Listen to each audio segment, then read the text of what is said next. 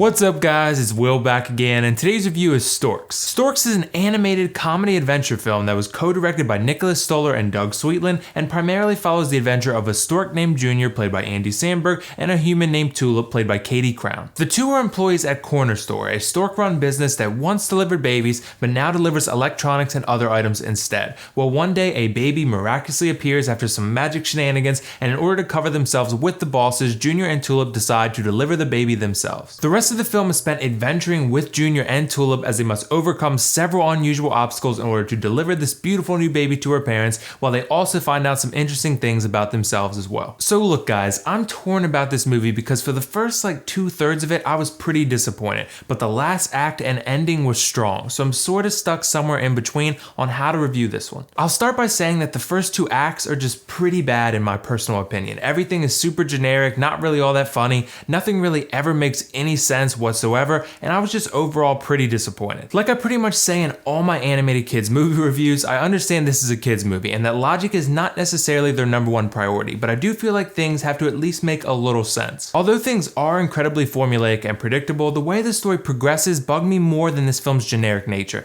because not much about this story ever feels natural. Everything that pushes the plot forward felt very forced, and this goes to show you that simply following that same formula for making an animated kids movie does not always result in a quality product. There's a lot of smaller ingredients that end up impacting the film a lot, and this film doesn't deliver on those smaller ingredients. And you can see how this plot's gonna play out from a mile away, and while that didn't necessarily ruin the experience for me or anything, I just would have liked to see the filmmakers take a few risks and try something new. Whether this was studio influence or not, the beat for beat lack of originality from this film was a little frustrating. Considering Andy Samberg is your co-lead in this film, you would expect it to have a lot of quality humor, but no, not really. This isn't to say there's none, because that's definitely not true. There's some funny scenes in the first two acts and beyond that had me chuckling a little bit, but more often than not, the jokes fell completely flat for me as a 25-year-old adult. There were several kids with their parents in this theater and they were loving it, so if you have a kid that wants to see this movie below the age of like 10, I think they'll laugh quite a bit, but for adults, I don't think so. Two other things I didn't quite love about this movie were the music and the characters themselves. There are several montages that take place that incorporate these pop songs that just feel really forced into these scenes, sort of like marketing had a big influence over the music department or something, and was like, yeah, we're gonna need you to throw this song into the movie somehow. That's how it felt. Sometimes the music fit really nicely, but other times it was a square peg into a round hole. While the characters are okay, they don't really have any identity to them. In any movie, children's or otherwise, the characters should have a clear personality and identity, and our two main characters don't really. There's nothing about these characters that's really unique or special. They're just silly for the sake of being silly. The characters sort of get lumped in with the main story itself, and that they're mostly generic and they don't really have much that's actually special about them. I thought the voice acting was fine from our lead actors. I mean, Andy Samberg did the best he could with the script he was given,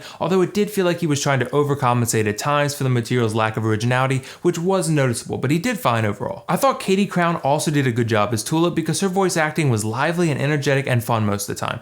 Burrell and Jennifer Anniston are also in this movie as the parents of a young boy named Hunter, but they actually aren't even in the movie all that much. Okay, so on to some things I did like about this movie. Firstly, the animation. This is an awesome film to look at. All the animation looks top-notch, the scenery is breathtaking, and the action scenes look really solid too. No question about it, from a visual standpoint, this film is awesome from start to finish and can be enjoyed by kids and adults alike. And like I said before, Act 3 is really good. Everything about this final act, including the climax, the humor, and the character interactions and so on, everything is just way better executed. Although the ending was very predictable, I enjoyed it because it ultimately does prove to be a satisfying conclusion for our characters. It remains to be seen whether they'll do a sequel or not, but I'll just say that the ending does leave open the possibility of continuing this story in some fashion. So overall, Storks is a pretty tough film to review because it's got plenty of highs and plenty of lows. I thought it had great animation, some nice voice acting, and a strong Act 3 and ending. Sadly, I also felt the story was very generic, the humor was mostly poor, the characters had no real identity, and the music felt forced. I'm gonna give this film a 6 out of 10 and generally recommend you pass on this one in theaters unless you have a kid that's dying to see it. So did you guys see Storks yet? What did you think of it? Let me know your thoughts in the comments below. And if not, let me know whether you'd be interested in watching this film or not. And as always, if you like this video, click that like button and don't forget to subscribe to my channel for much more content like this. That's all for now though. This is WillFoxification signing off. See you in the next review.